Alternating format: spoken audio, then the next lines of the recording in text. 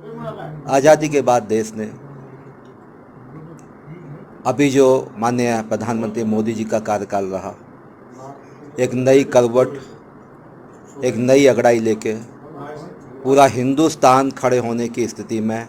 आ गए हैं। आज हिंदुस्तान की छवि माननीय प्रधानमंत्री नरेंद्र भाई मोदी जी के नेतृत्व में एक अलग हिंदुस्तान की छवि लेके उभरे हैं। पूरी दुनिया के वैश्विक लीडर इस देश की जो मूलभूत समस्याओं को निदान करने के लिए एक नए भारत निर्माण में महत्वपूर्ण भूमिका निभा रहे हैं। ऐसे मध्य प्रदेश के आज रायसेन के प्रभारी मंत्री माननीय अरविंद भदौरिया जी ने हमारे रायसेन में एक बयान दिया है कि उनका कहना ये है कि जब से नरेंद्र मोदी जी 2014 से प्रधानमंत्री बने हैं तब आकर हमारा देश आज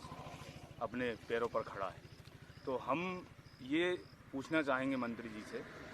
कि क्या इससे पहले 2014 से पहले हमारा देश अपंग था या अपने पैरों पर नहीं खड़ा था? इससे पहले जो प्रधानमंत्री रहे या जो हमारे देश के जो सेवक रहे, जो भी प्रधानमंत्री, चाहे वो भाजपा के हों चाहे कांग्रेस के हों, जैसे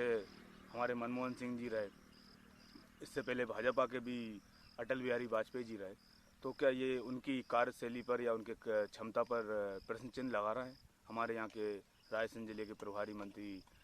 माननीय अरविंद सिंह भदौरिया जी क्या बताना चाह रहे हैं कि 2014 से पहले हमारा देश मजबूत नहीं था क्या? क्या इनके भाजपा के प्रधानमंत्री रहे हों चाहे कांग्रेस के प्रधानमंत्री रहे हों, उस समय हमारा देश एक मजबूत स्थिति में नहीं था? तो हम यही इनसे जानना चाहेंगे मीडिया के माध्यम से कि ये सरासर उन देशभक्त और जो देश के सेवक जिन्होंने कई हमारे प्रधानमंत्री ने तो इस देश की तरक्की के लिए और देश के लिए अपने जीवन तक का बलिदान दिया, जैसे चाहे वह राजीव गांधी जी हों चाहे हमारी स्वर्गीय इंदिरा गांधी जी हों, और पंडित जवाहरलाल नेहरू जी ने भी हमारे देश में कई काम किए। और हम तो इन पर सीधा आरोप ये लगाते हैं कि